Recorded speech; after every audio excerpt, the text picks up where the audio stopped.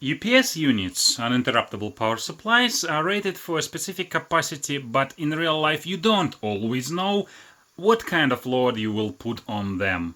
And if you overload them, the chance of failure increases. In this video, I will show you how I monitor UPS load and get critical notifications if the usage rises. I use iSocket smart plugs with the energy meter, as you can see here. And the app includes a widget that shows current power consumption, and you can also set up notifications for both power increase and power drop. Let's start with the consumption in the garage area and then come back here. Here I have devices connected to this UPS. It is Ellipse 1000 rated for 600 watts.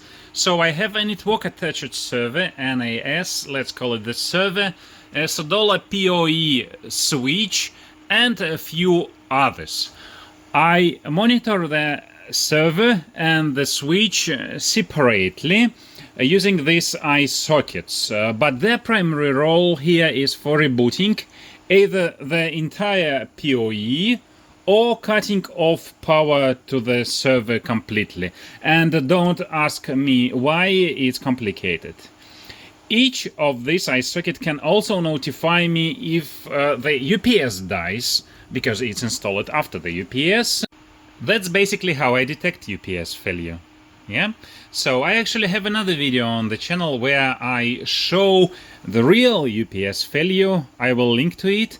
And I'm also planning a dedicated video about detecting appliances failure. Subscribe if you are interested and not yet subscribed. I also have an iSocket at the UPS input. You can see the UPS is plugged to this iSocket.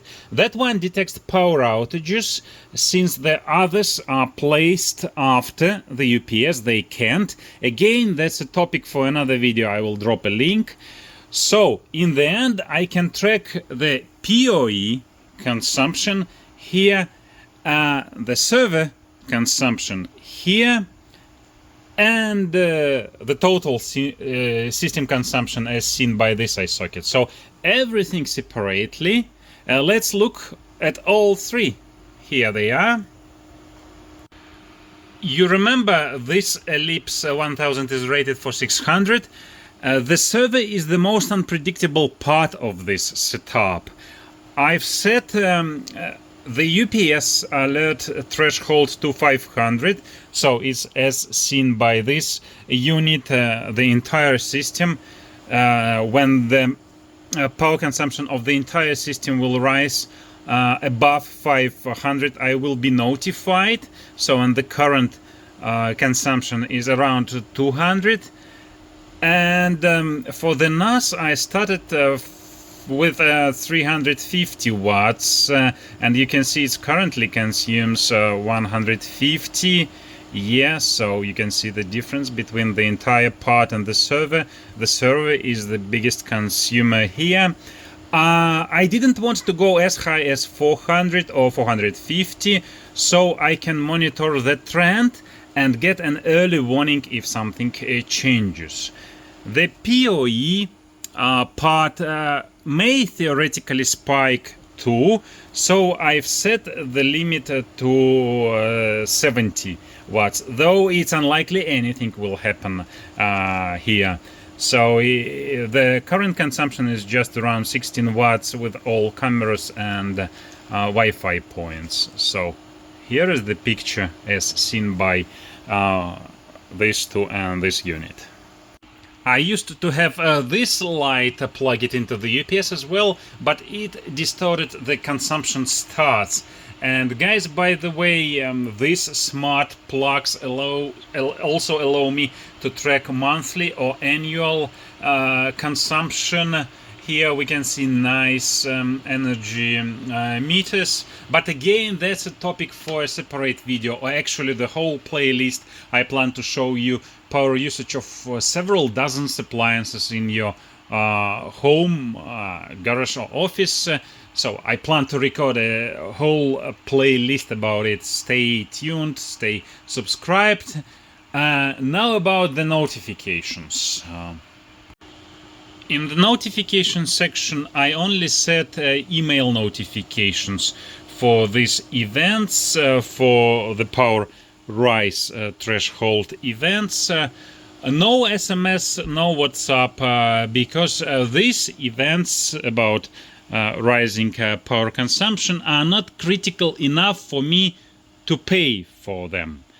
You pay for text messages, you pay for WhatsApp, you pay for voice calls, but you don't pay for email notifications. They are free. In case of the power failure, of course, I will have voice, text, WhatsApp, and email too. But for these notifications, for monitoring purposes, I only have emails that are free. So it was briefly about notifications, and let's move back to our initial rack. This is basically the same setup, just a different UPS. The model is APC ES 550. It's covered by the plug, but just believe me, it's rated 330 watts. And guys, I don't expect any heavy consumers here. But hey, even though the family trained, who knows if, actually when, someone decides to plug this iron right into the UPS. Anyway, this is the UPS total power consumption, 46 watt, as seen by that iSocket. I've set 100 watts power consumption increase just for general monitoring. And the next widget shows power consumption about 5 watt less. By the iSocket, where I plugged a DC PoE adapter that powers all the system here. I've set 90 watts rise threshold here, just in case of weird spikes. I've also got this extra iSocket here, but I only use it to turn on a cloud camera that monitors cats.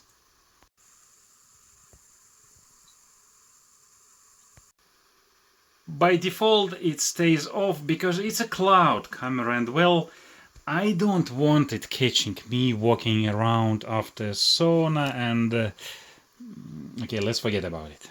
Anyway, I'm not expecting any significant power draw from it, so no notifications are set for this iSocket. Notification settings here are the same, email only, I don't show them, but the question is, why did I configure notifications for power drop here as well? That's coming up in the next video, all about detecting equipment failure. Don't forget to like and subscribe to see it. Bye.